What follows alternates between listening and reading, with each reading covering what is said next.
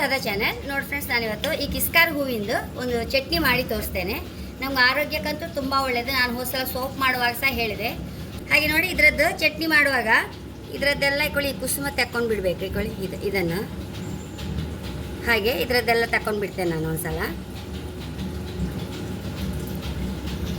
ಇದು ತುಂಬ ಒಂದು 10-15 ವರ್ಷದ ಕೆಳಗೆ ನಾನು ಹೀಗೆ ಒಂದು ಯಾವುದ್ರಲ್ಲೂ ಆಗೆಲ್ಲ ಮೊಬೈಲೆಲ್ಲ ಹೆಚ್ಚಿಲ್ಲಲ್ಲ, ಇದರ ಬಗ್ಗೆ ಎಲ್ಲ ಬಂದಿತ್ತು ಕಿಸ್ಕಾರ್ ಹೂವಿನ ಬಗ್ಗೆ.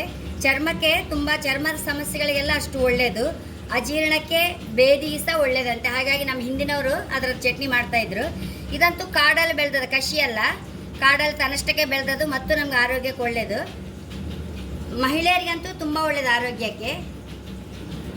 ಮಹಿಳೆಯರ ಆರೋಗ್ಯಕ್ಕೆ ಅಂದರೆ ಏನಾದ್ರು ಈ ಮುಟ್ಟಿನ ದೋಷ ಎಲ್ಲ ಇರುತ್ತಲ್ಲ, ಅದಕ್ಕೆಲ್ಲ ಇರ್ಬೋದು. ಹಾಗೆ ಉರಿಯೂತ ಮತ್ತು ಅದಕ್ಕೆಲ್ಲ ಸಹ ಒಳ್ಳೆಯದಂತೆ. ಹಸಿವೆ, ನಮಗೇನಾದ್ರು ಹಸಿವೆ ಕಡಿಮೆ ಆದರೆ ಸಹ ತಿಂತಾ ಇದ್ದರೆ ಒಳ್ಳೆಯದು. ತಲೆ ಹೊಟ್ಟು ಹೋಗುತ್ತಂತೆ. ಹಾಗಾಗಿ ನಾನು ಅದಕ್ಕೆಲ್ಲ ಯೂಸ್ ಮಾಡ್ತಾ ಇದ್ದೆ ಅದನ್ನು. ಮೊಡವೆಗಳಿಗೆ ಸಹ, ಮೊಡವೆಗಳ ನಿವಾರಣೆಗೆ ಸಹ ಒಳ್ಳೆಯದು. ಹಾಗಾಗಿ ನಾನು ಫ್ಲವರ್ ಪ್ಯಾಕೇಜ್ ಮಾಡುವಾಗ ಖಂಡಿತ ಇದನ್ನೇ ಹಾಕ್ತಾ ಇದ್ದೆ. ಹಾಗೆ ಈಗ ಚಟ್ನಿ ಮಾಡೋದು ಹೇಗೆ ಅಂತ ಕಾಂಬ. ಎಣ್ಣೆ ಹಾಕೊಂಬ ಒಂಚೂರು ನೋಡಿ, ಮೆಣಸು, ಉದ್ದಿನಬೇಳೆ, ಸಾಸಿವೆ, 1 ಟೀ ಸ್ಪೂನ್ ಉದ್ದಿನಬೇಳೆ, ಅರ್ಧ ಟೀ ಸ್ಪೂನ್ ಸಾಸಿವೆ, ಖಾರಕ್ಕೆ ತಕ್ಕ ಮೆಣಸು ಹಾಕೊಂಡ್ಬಿಡುವ. ನೋಡಿ, ಬೇವಿನ ಮಸ್ತ್ ಹಾಕೊಂಬ.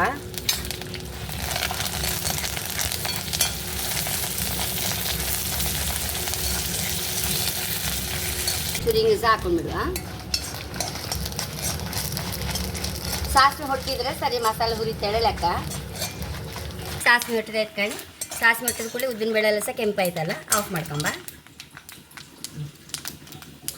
ಚೂರು ಹುಣಸೆ ಹುಳಿ, ಸ್ವಲ್ಪ ಕಾಯಿ, ರುಚಿ ತಕ್ಕಷ್ಟು ಉಪ್ಪು, ಮಸಾಲೆ ಪ್ಲೇಟಿಗೆ ಹಾಕೊಂಡ್ಬಿಡುವ. ಎಲ್ಲ ಒಟ್ಟು ಅದು ಮಿಕ್ಸಿ ಎಲ್ಲ ಹರ್ಕೊಂಬತ್ತೆ. ಚಟ್ನಿ ಹಾಕೊಂಬ ಮಿಕ್ಸಿಗೆ ಹಾಕೊಂಡಿದೆ.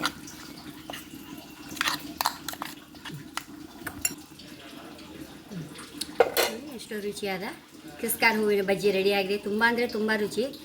ನಾವು ಕಂಡಿಡ್ತದಲ್ಲ, ನಮ್ಮ ಹಿರಿಯರು ಹೇಳಿಕೊಟ್ಟದ್ದು. ನನ್ನ ಅತ್ತೆ ಹತ್ರ ಕಲ್ತದ್ದು ನಾನು. ನನ್ನ ಅತ್ತೆಗೆ ಅವ್ರ ಅತ್ತೆ ಹೇಳಿಕೊಟ್ಟದಂತೆ. ಆದ ಕಾರಣ ಎಷ್ಟೋ ಹಿಂದಿಂದಿದ್ದು ಮಾಡ್ಕೊಂಡು ತಿನ್ಕೊಂಡು ಬರ್ತಾಯಿದ್ರು. ಆರೋಗ್ಯವಾದ ಈ ಚಟ್ನಿ ಖಂಡಿತ ನೀವು ಸಹ ಮಾಡ್ಕೊಳ್ಳಿ. ನನಗೆ ಕಷಿ ಎಲ್ಲ ಅಷ್ಟು ಇಷ್ಟ ಇಲ್ಲ. ಕಾಡಲ್ಲಿ ತನ್ನಷ್ಟಕ್ಕೆ ಬೆಳೆಯುವಂಥದ್ದೇ ಇನ್ನೂ ಒಳ್ಳೆ ಮೆಡಿಸಿನ್ ಪ್ರಾಪರ್ಟೀಸ್ ಎಲ್ಲ ಜಾಸ್ತಿ ಇರುತ್ತೆ ಅದಕ್ಕೆ. ಹಾಗೆ ನನ್ನ ಚಾನಲ್ ಇಷ್ಟ ಸಬ್ಸ್ಕ್ರೈಬ್ ಮಾಡಿ, ಲೈಕ್ ಮಾಡಿ, ಕಾಮೆಂಟ್ ಮಾಡೋದಂತ ಮರೆಯಬೇಡಿ. Thank you.